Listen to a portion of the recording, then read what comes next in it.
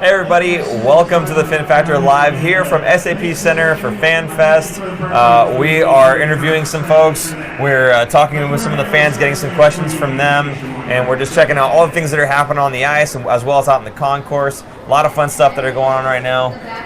Anything you want to throw in there real quick? Or? You want to say who we interviewed today so far? Yeah, sure. Okay, yeah, we can do that. We interviewed the VP of media and marketing and media and digital media. Man, I'm butchering that. Yeah. Doug Bentz. We had him on our show earlier, so he's a first repeat guest. That is correct. On our show. We also interviewed John Root. Yes. He was on for a little bit. We got a half interview with John Root. He had to bounce out because Jimmy Baker was having some complications where whatever he was doing, and John Root had to fill in for him. But we were told he was going to be coming back to finish the interview. However, at worst, we have two questions that John Root answered, so there will be maybe half of an interview there. As of right now, we're just kind of in a holding pattern. We wanted to go live with you guys, see if you guys had any comments or questions or anything about the season that's coming up or anything that's happening here at FanFest that maybe we might know about. I know we saw Brent Burns, Joe Thornton, we saw Logan Couture, all these guys that are up signing autographs for all of the fans. Really cool to be able to see them. We've got some good footage of them with the signatures and whatnot. We'll kind of phase that in on our next episode as it goes. So you can see the shooting behind us for the car. Yeah. I think we've heard at least two so far. Yeah, two of them. Yeah, maybe a third, or maybe almost third. I heard the cheering. It could have been the oh so close, or it could have been an oh it went in. So who knows? But definitely one of them went in. So somebody's I don't know if it's they get put into a raffle to win the car. I don't know. I didn't try it myself. I don't think you're supposed to park that car out on the ice there anyway. Right. Might need a permit for that. Anyway, yeah, I know it's been great. They've had the shark head down, all the families and everything coming down, taking pictures with it. The guys taking shots from center ice. One kid almost hit the car. Little wild with the shot there. Yeah. But it is what it is. It is. Oh well. Yeah. So anyway, yeah, if you guys have any comments or questions, please feel free to shoot those over right now, and we'll be happy to address them. I think we've got Super Key Grip Joe is in the suite today, not in the house, in the suite, and he's got the microphone up to his chest, ready to take any of those comments and questions and feed them over to us. So do you have one? I have my first question. Sure. Well, a couple people just saying hello, but also Matt Thompson. How underrated is Bob Boner's returning? Bugner. Bob Bugner's How returning. underrated is it? Yeah. Is it under the radar? I think it's hard to say under the radar because we've been talking about it a lot. So for us, not so much under the radar, but I think around the league, the kind of consensus is that the Sharks have a defensive and a goaltending problem. And to me, I think that they've kind of addressed the issue, not so much getting more players in or anything, but bringing in Bob Bugner is a big help. And I think because the Sharks lost so much of their offensive punch with Pavelski, Donskoy, and Nyquist gone, they're going to have to fill those in so that they're not going to be able to score their way out of problems. And I think the team knows that. So that's going to help kind of the mentality of the team to really bog down and play a better team defense than they did last year, which we were harping on all last year. I think we saw it in the playoffs. I think after game 5 against Vegas, it's like a switch kind of turns. And the Sharks really clamped down and started playing a little bit better. So I think that's where we're going to see a little bit more going into this season. I don't think Dell or Jones's numbers are going to get worse than they were last year. I think they're only going to get better. I think the team defense is going to get better. And overall, I think now that everyone's kind of comfortable with Carlson and how he plays out of the back end and getting the puck moved out from the back end, they know the puck's going to be coming. They know they can transition. So they should really harp down on that defense first and then move from there. Yeah, and it's certainly not a knock on Coach Rob Zettler by any means, right? He's not here anymore because Bob Bugner is back. But sometimes you just need a fresh face, a fresh perspective, and you're not really getting that with Bob Bugner because he's been there already. But don't forget, he left not because he was getting fired, but because he was given a greater opportunity to be the head coach of the Florida Panthers. And that didn't pan out for him, but the players certainly do like him. He was a coach for 2.5 years. Yeah. It's not like it didn't pan out at all. He was a coach for 2.5 years. Let me reword that. He was a coach for 2.5 years, but he's no longer a head coach. So in that sense of the word, it didn't pan out for him going to another team or something like that, right? So with him coming back, I think you're still having a great defensively minded coach that's going to be coming in and helping that team to become the tighter knit group that he's talking about defensively. And I can't imagine, just like Aaron says, I cannot imagine that Jones and Dell's numbers get worse over the course of the season. I think it can only get better. And I think that's going to be kind of the thing that we have to highlight is that the defense does need to get better because, as Aaron just said, you're not going to have as many goals as you did last season. So we'll see. I think the rookies are going to step up big. I think that the current players on the team are also going to step up. Like Timo is going to get a few more goals, I think, than normal. I think LeBanc has the propensity to get a lot more goals than he did just because he's getting more playing time. So we'll see how it goes. And confidence, too. I think the Sharks are going to be doing just fine. And he got a lot more trust from DeBoer in the second half of that season after the All-Star very true. And we got some other question here from Joe. Yeah, Nicholas Egan would like, it's a two-part question. Okay. Who has stood out to you so far in the preseason? And are you guys going to be doing a roster projection in the next episode? Okay, so who stood out to me? So in the preseason, the games that you've been watching, I haven't had a chance to really clamp down on some of the games. I've been going to a lot of the practices and I'm watching them as they practice. And that's not really the indication of whether or not a guy's going to make the roster. But, you know, Lean Bergman had a really good game yesterday, right? And a lot of people are saying, oh, he might be pushing to make the roster. Okay, but one good game doesn't necessarily guarantee you a spot.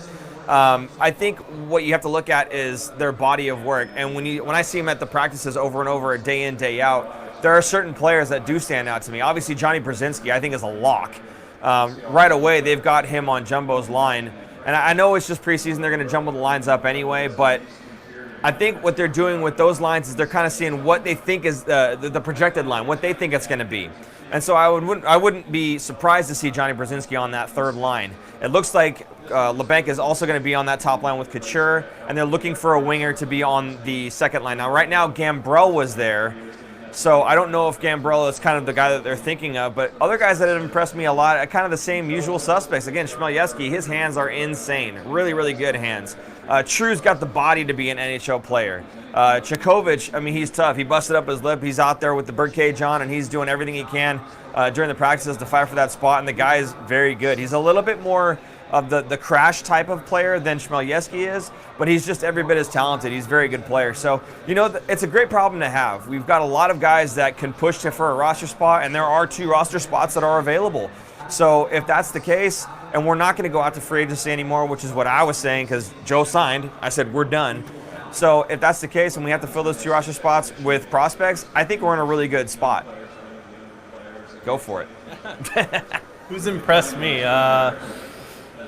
Bergman, just in the game last night. I think it was last night. Yeah. I thought he played pretty well. And then, again, Chmielewski, I mean, pretty much mirroring what you're saying, really. I don't think I have anything different than what you just said. You know, one guy that everyone kind of was sleeping on was Radil, actually. Yeah. Because we've been talking about all these other prospects, and we kind of forgot. Lukasz Radil is there. too, is another one. And Suomela, yeah. So, again, I think we've got the players that are able to play. They just, all of them need to step up just a little bit. Whether it's a guy who had an opportunity last season in Suomela, or a guy who saw a little bit more roster time in Radil, who's fighting now to play 82 games as opposed to just the lesser amount of games that he was playing. Or if it's one of these prospects that's coming in that's ready for AHL action, but you know, just needs to have that consistency up for the NHL game. We talked about this in our last live.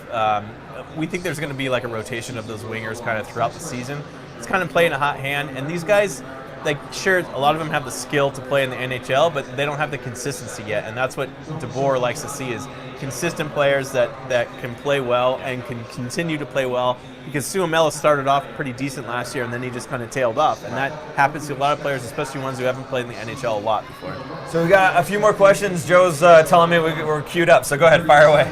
Tim would like to know, why not offer Patty a one-day contract for opening night if he doesn't sign with anybody else? I think there's a little rumor that he did sign or is about to sign somewhere else, not the Sharks.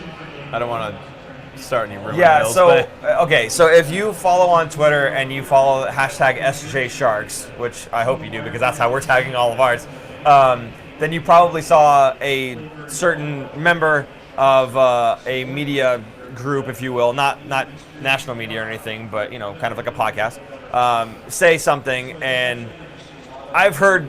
I chose not to say anything about it, but I don't want to out anyone. So I'm sure they're going to be. All the fans are like, "Who?" Yeah, I know. And let's I'm sorry. just say it's a team in the Pacific Division.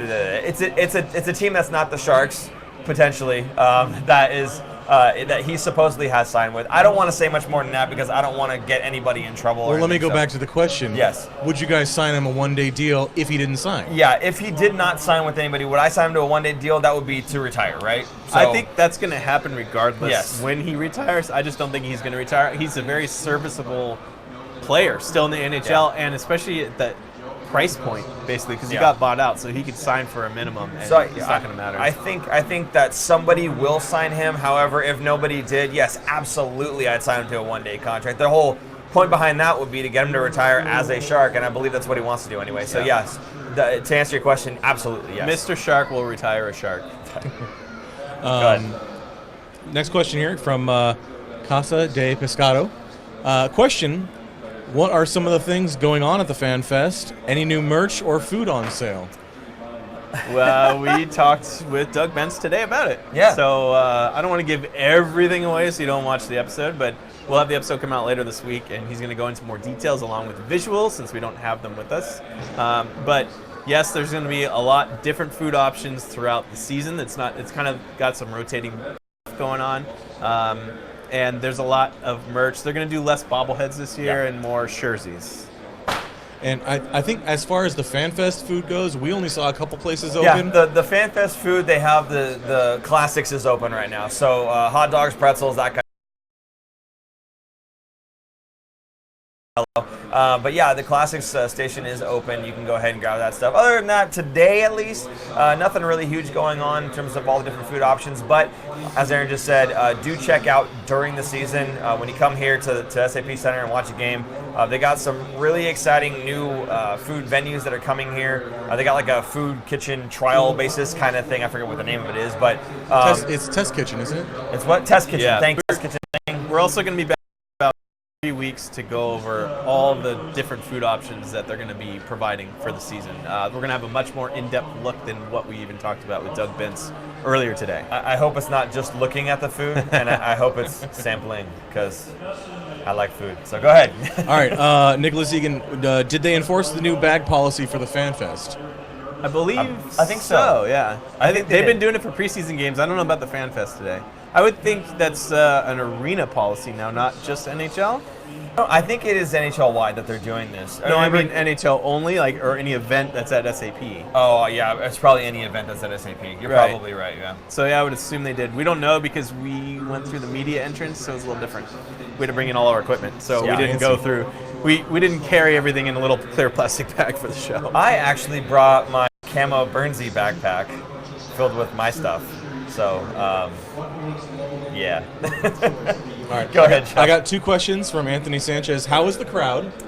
Lively. It's growing now, I think. Right now it's starting to fill in. I think it's a little light right now because everybody's in line for autographs. So the concourse level is full of people right now. Once the game starts, I think you're going to see the lower bowl probably full.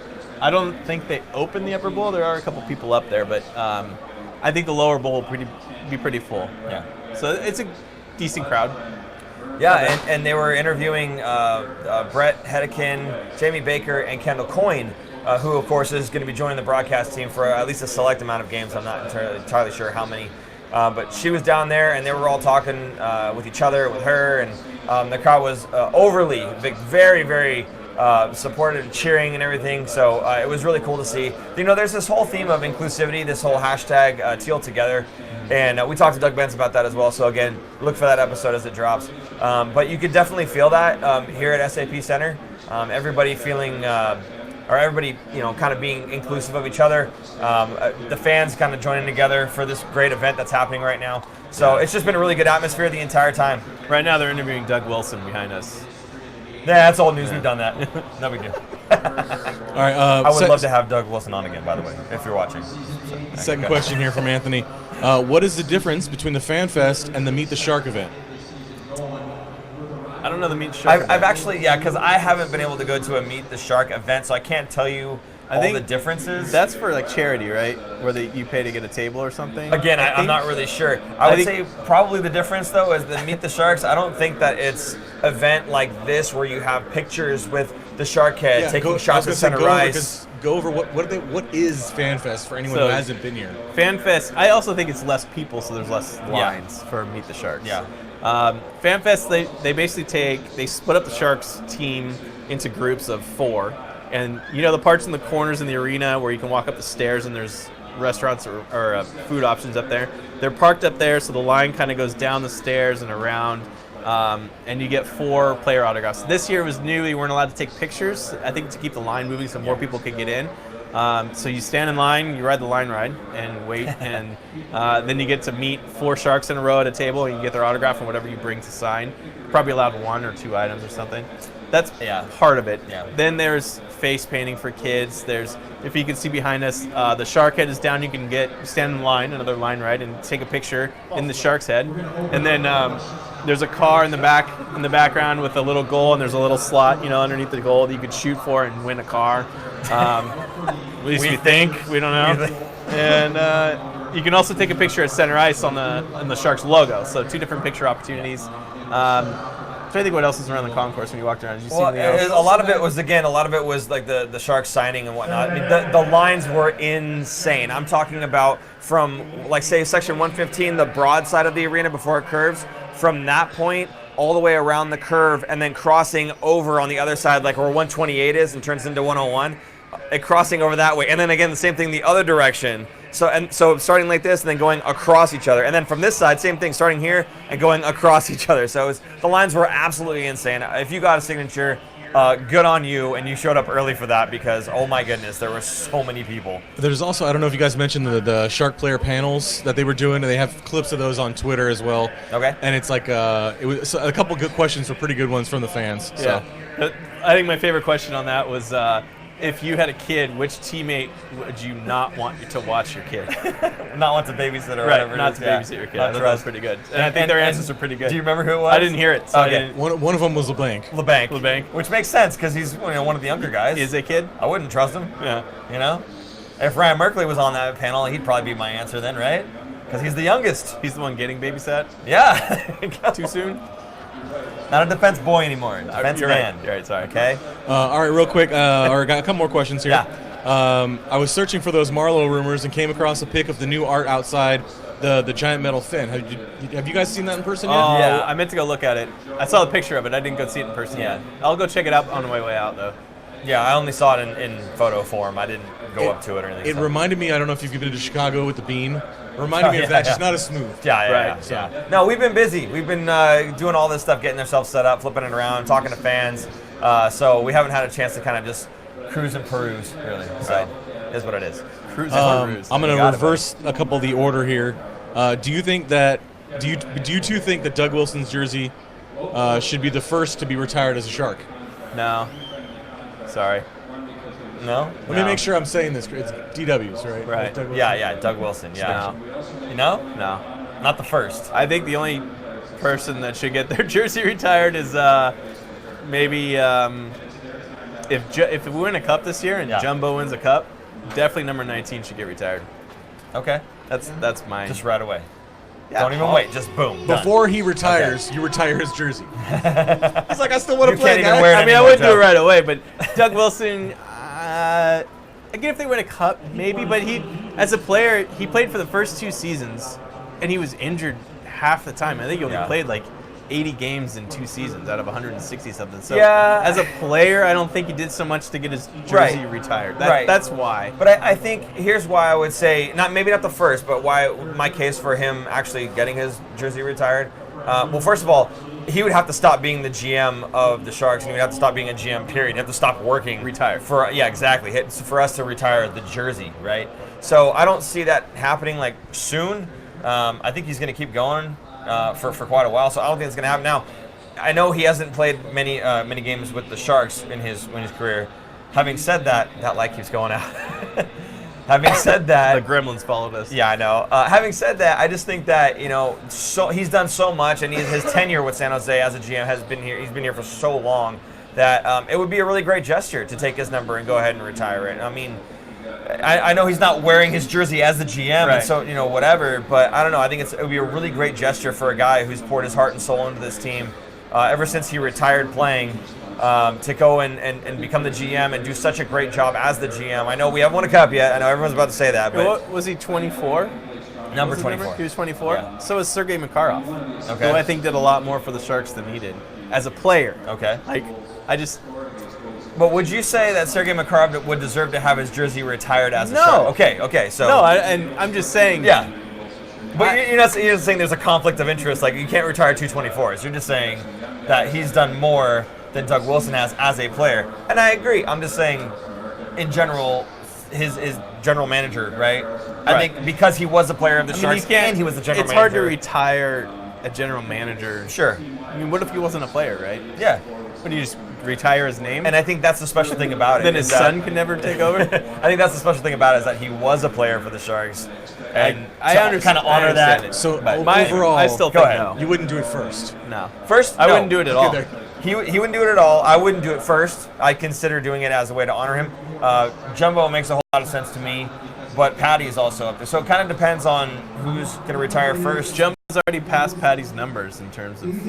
Oh, Jumbo's Hall of Famer already. Yeah, But I mean, in a yeah. Sharks jersey, he's already scored more points than Marlowe Okay. has. Marlowe used to hold all the records, and Jumbo, other than goals, took over. Marlowe still holds the goals record, I believe.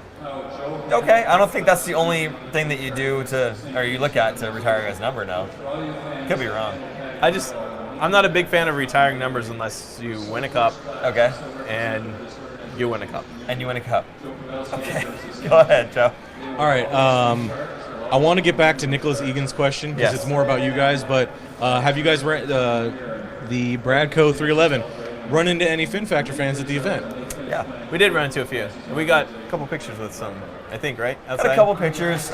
Mostly it's in passing, though. And again, we kind of been relegated to our little space because we've been doing a lot of setup and filming and that kind of thing. So we haven't had a huge opportunity to kind of just go out there and say, hey, everybody, we're here. But we did see there's some folks that are actually right outside of here, a couple rows down. Yeah. So that I think that helps things. So people Yeah, see where we are. so they see that we're here, which is great. But yeah, we definitely had a lot of people like, hey, Fin Factor. And so we actually pulled some of those folks in, got them to answer some questions, which again, on our next episode, you should see kind of the same thing that we did last season where we were asking fans questions and we kind of rolled through their answers. If you were here and you said, hey, Fin Factor, we know you guys, and we pulled you in if we could. And otherwise, most people were stuck in line or something, wanting to get a signature. Maybe the last half hour Yeah. so we can get some more people in and get Yeah, some more that'd be questions great. answered. So All if right. you're here and you're watching and you want to come by in about 10 minutes. Yeah, just outside, was it 121. 21. Yeah, 121. How was your guys' summer? Feel like when we just talk about Sharks and don't get to see you guys and how you're doing? Do you care, really? Wow. It was a nice That's break. awesome. It was a nice break. I went to visit in-laws in Boston area Yeah. for a couple weeks, and I went to a trip in Colorado for work. So I've been traveling a little bit, but other than that, just enjoying the summer with my kids. I have a 3-year-old and a 1-year-old, so it's a fun age. Yeah, well, first of all, thank you for asking about us and just us as opposed to Shark. That's cool. I appreciate that. With my time off, really, it's been awesome. I've been able to take my son to practices, just me and him. I have 2 sons, but the other one was in pre-K, so he was doing school. But with my other son, we were doing lots of practices and whatnot because he's playing for a team called the San Jose Venom. It's a 6U roller hockey team out of the Silver Creek Sportsplex. I am one of the 2 coaches that's there. Maybe I shouldn't be, I don't know, but we'll see. But it's just been a lot of fun. Being able to skate around with him. We're doing like breakout drills and he's 6, so he's soaking up everything I give him. We're doing like all these drills about, tight turns with handling and passing the puck, making big dekes and everything else. And it's really just a lot of fun being able to Silver Creek Sportsplex and watch him play in the house league, coaching that and seeing him grow as a player and how he thinks the game now, not just goes out there and tries to whack at the puck.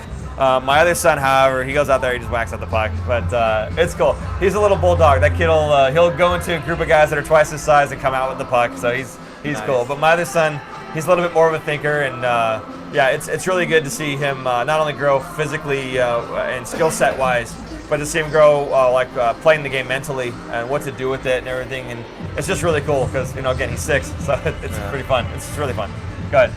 I think this is returning to what we were talking about a little bit earlier, but what rookies make the Sharks team this year, and also, what do you think of Habagawaks?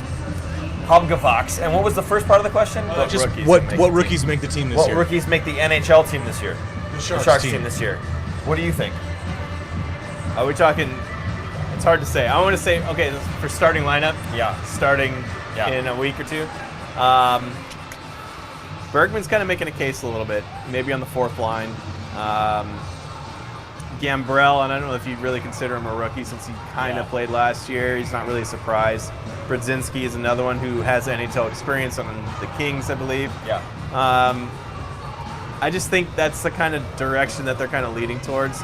Maybe Shimlevsky, maybe Chikovic, but maybe I think they might be starting in the NHL just to get first-line minutes as opposed to getting third and fourth-line minutes in the NHL. Kind of develop them a little bit more, and then slowly, they're going to rotate them in and out based on the hot hand. Yeah, I think Aaron and I kind of think the same way in terms of them kind of rotating in and out. Right now, LeBanc is slotted on the first line again. That second line right now, it's Dylan Gambrell.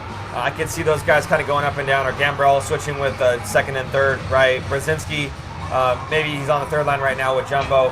Can see him going down to the fourth or up to the second. That guy's kind of versatile. His game is great. He's a fast skater. He likes to throw the body around, and he's got a pretty decent shot. When he was coming out of the, I don't know if it was the AHL or if it was his junior team, he was doing really well putting the puck in the net. So he's got a lot of skill. So it'd be great to see him kind of grow and where he can take his game. Now, I think he's going to start on that third line with Jumbo. I think Gambrell is going to get the opportunity to start on that second line right wing. He's the natural center, but it's nice to have two guys on the same line that can take faceoffs, right? That's kind of the Sharks' mantra. They've always loved taking centers and playing them on the wing. For that fourth line, however, Lean Bergman could be a guy. It's funny, though, because I've only heard Lean Bergman's name come up as of yesterday. Before yesterday, not many people were talking about Bergman. There were some other names that they were pulling out of that camp. So I think, again, it's kind of how the league is, right? What have you done for me lately? All of a sudden, Lean Bergman has a good game and everyone's talking about him. I get that.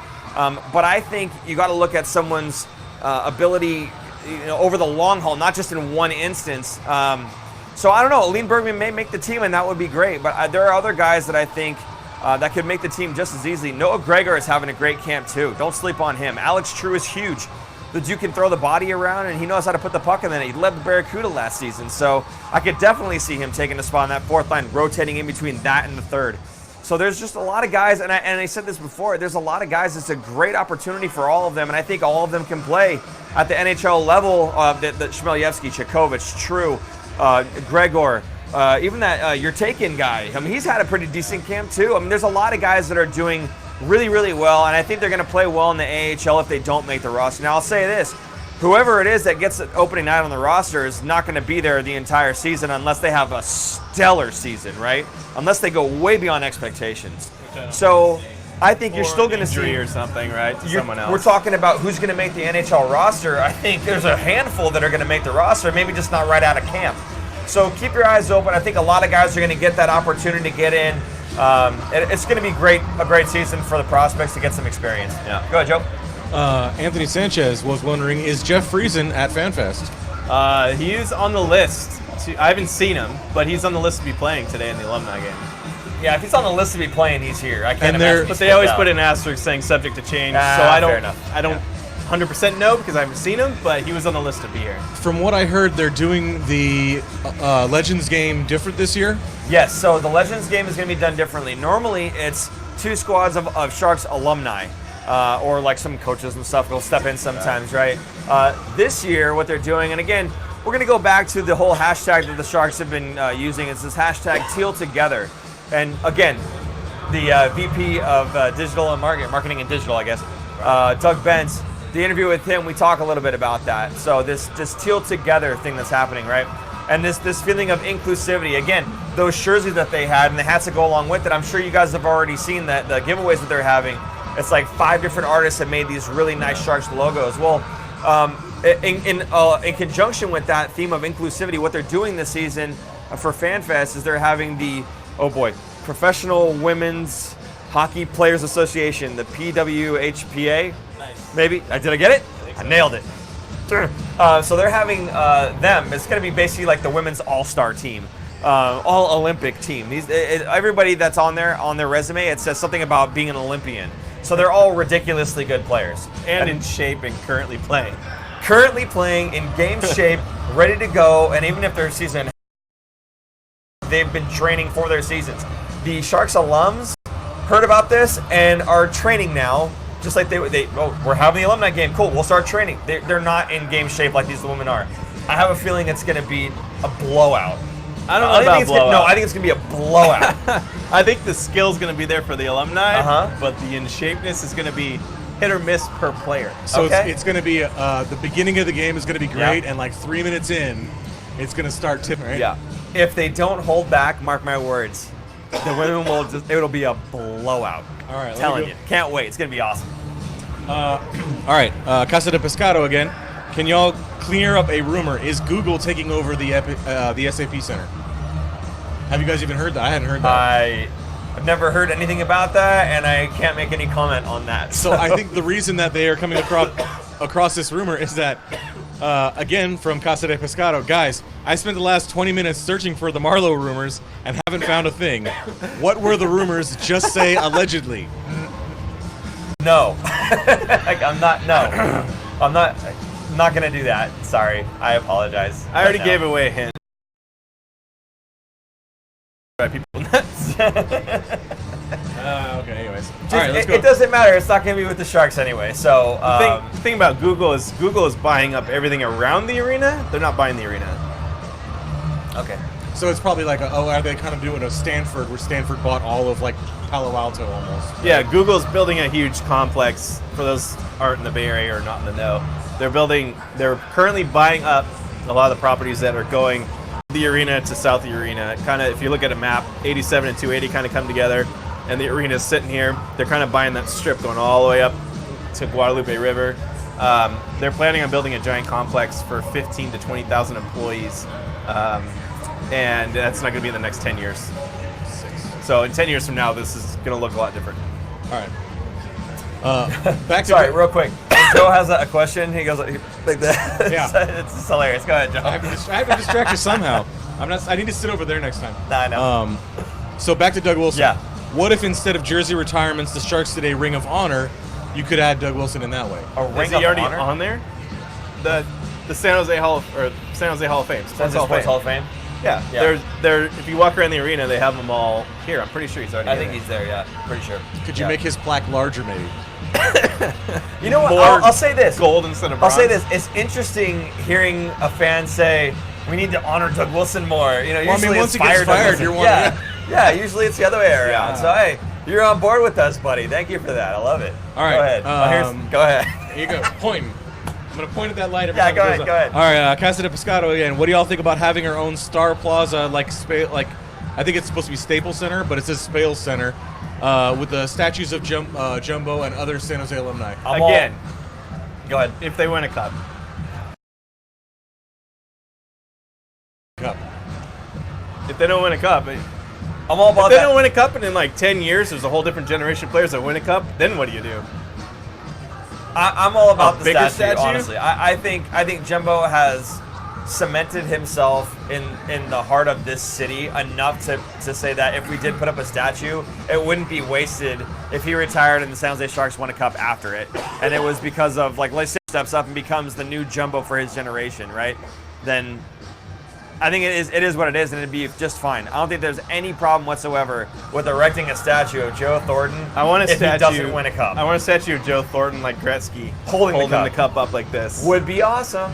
with the big old statue beard. So here's what I Coming think. down. I think I could see Jumbo as a statue, but like the ESPN body where he's just like, you know. No, I was Right? thinking the one, the him and We got Burns. some fans that are calling out to me. What's up? How you doing? Him and Burns both shirtless in, what was it, Pittsburgh or wherever they were? Yes. Like just walking around. Yeah. Shirtless Joe. Yeah. All right, where were we? Hang on. Isaiah Wentz. I like what I'm seeing from Suomela. Does DeBoer slot him back in? If the consistency's there, yes. I think it's gonna be a matchup thing too, because he's such a smaller guy. What I would personally like to see is somebody come in as a fourth line center, because Gaudreau is a good winger on the fourth line. I don't think he's a great center, and I think they needed help in that area last year. So I'd like to either see maybe Suomela, although he's better as a third line center, I think, than a fourth line, or Alex True, because he's a bigger dude, being that fourth line guy. Plus he's got the skill, so he could give some scoring punch to that line. Well, let's not forget with Antti Suomela, the big thing with him was his defensive play in, I think it was the Finnish league. He was playing on the third line in that league, I think, because the two guys that were above him were the owners of the team. Right. But he led the team in points from the third line, right? So the thing that for me with Suomela is he led the team in points with third line minutes, and he was known for his defensive play. So could you put him in the NHL on the fourth line? Yes, absolutely. I think you could. I think that if he's one of those guys that's good defensively, that's a great spot for him. Yes, he could. Again, he had offensive punch in that league. The NHL is not that league.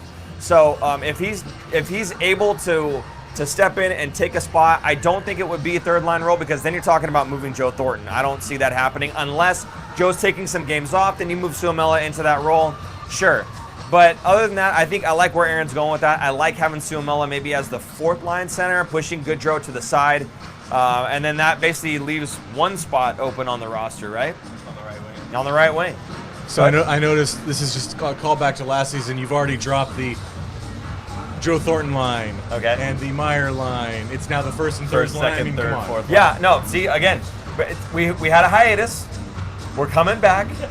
We're going to retool, right? But you're absolutely right. There is no first, second, third line. I think that they're all, I mean, in terms of minutes, right, you can say, yes, this is the first line because they had the most minutes.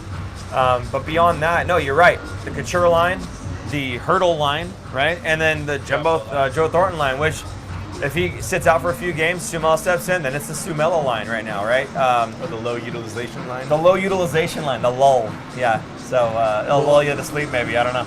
Go ahead. Speaking of lines here, the Bradco 311, who do you expect to step up and fill in the scoring void left by Pavelski? Nobody. There's not going to be someone who's going to come in. Well, there's not going to be one player that's going to come in and score 38 goals that wasn't already there last year. So those 30 plus have to be split. I think what's going to happen is the Sharks aren't going to score as many goals as they did last year. That's going to come down, but the goals against is also going to come down. So I think what I'd like to see is that ratio kind of change a little bit, where they have more goals for than goals against than they did last year. Because last year they were third in scoring total goals. Second, they were third in the league. outscoring their bad defense last year. What's funny is if you take out just Pavelski's goals, the Sharks go from second to 11th in the league. They still had a lot of goal scorers. So it's not as detrimental as people are making it out to be. Yeah, see, and here's the other thing. Now, I don't like that. I was saying, well, we have to replace 60 goals. It doesn't work that way. If Pavelski were to return, he wouldn't have another 8 was it? 38. He wouldn't have 38 goals necessarily this season. If Nyquist comes back, if Donskoy came back, they wouldn't necessarily combine for 60 goals. It could be a lot less. Could be a lot more, probably not. I think Erik Karlsson isn't the sole reason, but is a big reason for a lot of these guys stepping up with huge numbers and goals like Pavelski did. What I think is going to happen is okay, let's look at when Marleau left. When Marleau left, we said, who's going to fill all of Marleau's goals? Who did it? Hurdle stepped up. Timo Meier stepped up. We had guys that were coming up and they scored a handful of goals, and that was more in total than when the previous season when we had Marleau instead. So I think you're going to see kind of the same thing. Now, I'm with Aaron. I don't think we're going to score as many goals as we did last season in total as a team, but I also wouldn't be surprised if we matched it or did happen to go past that. And the reason why is you've got Erik Karlsson back. If he stays healthy for a full 82, he's going to help the whole roster. So I don't know. I don't think that we're replacing goals so much as the question ought to be, who's going to step up and get more goals than expected? And I think Timo Meier's going to get more goals than what was expected of him last season. I think LeBank's going to get more goals. He's up on that Couture line. You almost got me again. I think he's going to get more goals just by proxy of playing with him. Now, there's nothing wrong with Joe, but he's playing third line minutes. He's only getting a handful of minutes as compared to Joe's playing third line even strength minutes, but he's Yes. going to get second power play time. Yes. So his ice time will be a little bit higher than some other guys. So I think what you're going to see is you're going to see a collective effort from a lot of guys that are going to elevate their games, that have already been on the team and are already, we'll call them veterans, not really, but like Timo Meier, I would say, sure, he's breaching veteran status. LeBanc, breaching veteran status. He's been there for a couple years. He's it's not a rookie anymore. Having said that, if they do plug a couple rookies in, you can't tell me they're going to score 0 goals. They're going to get a handful. So even if they all combine for maybe 10 goals, that's 10 that we didn't have because they weren't on the roster last season, right? So I think it's going to be close. I don't think it'll be as much, but I also wouldn't be surprised if it was more. Do you guys have any? So actually, Isaiah Wentz was kind of saying the same exact thing. Seeing Hurdle helping out. Meyer, LeBanc, Couture, all stepping it up. Leading scorer, Isaiah's prediction, possibly Hurdle, Meyer, then Couture. What's that? Hurdle mile Leading score. As far as leading scorer. In that order. You know what's funny is that's one of the questions that we've. I don't want to give everything away, but that is one of the questions that we've been asking the fans that had come by the suite today. Was who's going to score the most goals and how many? And we had some pretty interesting answers. One of them was extremely low as the most goals on the team. I think that's okay. You know, we also talked about this whole teal together. We're welcoming of fans, even if they're new. Totally cool with it. I still think they meant plus 10, but whatever. I'm not going to say by how many, but my answer was Hurdle. I think Hurdle's going to have a breakout year. I know Timo's the favorite, and Couture is kind of right in there as well. But for me, I think Tomas Hurdle's going to have a heck of a year. So we'll see. I think Meyer's going to score more goals. I think Hurdle will have more points. Sure. I think he'll set up more than score more. You know, the other thing to remember, too, and it kind of goes back to who's going to make up all the goals. Let's not forget Evander Kane is, had some complications last season. I'm not saying he's over anything, but hopefully some of that is behind a little bit and he's able to focus a little bit better, and that should elevate his game as well. Obviously, we wish him and his family all the best, but when it comes to just the sport of hockey, I'm sure you're going to see better statistical year, if you will, out of Evander Kane. I didn't have a problem with him last season, but I think this season he'll step up even more. And of course, not just goals. He brings so much more. The body checking, the chirping. I think he brings a lot to the game. I think he was second in the league in penalty minutes last year. Yeah, I believe it. Yeah. He brings the PK. Real quick, let's do a roll call. Tell us where you're watching from, and producer Jason will just throw them up on the screen. We're not going to read them off unless you find some interesting ones or something. But the other thing, let's plug EASHL. Go ahead. Yes, EASHL. So I think Patrick Cabral should have today. You setting up today? Sometime today, Patrick Cabral. Thank you, buddy. Is going to be putting the Xbox, the Fin Factor EASHL team club together. Search for TFF as the abbreviation. You should find it. And then go ahead and join. I'm sure he'll leave it wide open. If not, just request to join, and I'm sure he'll add you. On PS4, I'm currently the GM. Thank you, Aaron. He made that team for me because your game got USPS delayed it. So, but I'm back and I'm on there. I think we'll have like a specific day, because I think every day that we try to play, we don't get as many people. But if we say like, hey, on this night or something like that, maybe we'll get more. We're gonna get like 30 people. Yeah, something like that. But hey, go ahead, request to join. It's wide open, so anybody can join it right now. I only ask that you don't join it just to take up a spot. Join it to play. I don't care if you win, lose. Doesn't even matter to me. All I care is that you guys continue to generate those points for the club, so that I can play with my arena. I just want to make the jerseys look cool and all that jazz. Go ahead. I was gonna say, while you're doing that, Ashley Casa de Pescado asked, any Fin Factor merch to help support the channel? Thank you. Let's plug that. Then. Yeah, go right ahead. We'll go. Can you put that on the screen right here, Jay? We'll say go to thefinfactor.com and I forgot that slashes. Support the show or something. Support. Whatever. Just go to thefinfactor.com. You'll see it. We have black, teal, gray shirts, black V-neck shirts, hats, and stickers. All for sale, and all of that helps support the show and makes the gremlins go away. Super producer Jason dancing around in his teal shirt over there. I don't know if you want to come over here and model it real fast, but he's shaking his head, dude. So these are the hats. I came wearing one, but for you guys, I got to do the hair. I got the product in there and everything. Aaron did his hair too. Thanks, Joe. Here you go, buddy. So yes, we do. Go to thefinfactor.com. There's the 3 lines up in the top corner. Click that. Support the show, not the store. It's support the show, because that is exactly what you're doing when you go ahead and purchase any of that merchandise. It goes straight back into the show, not into our pockets. We are not rich by any means.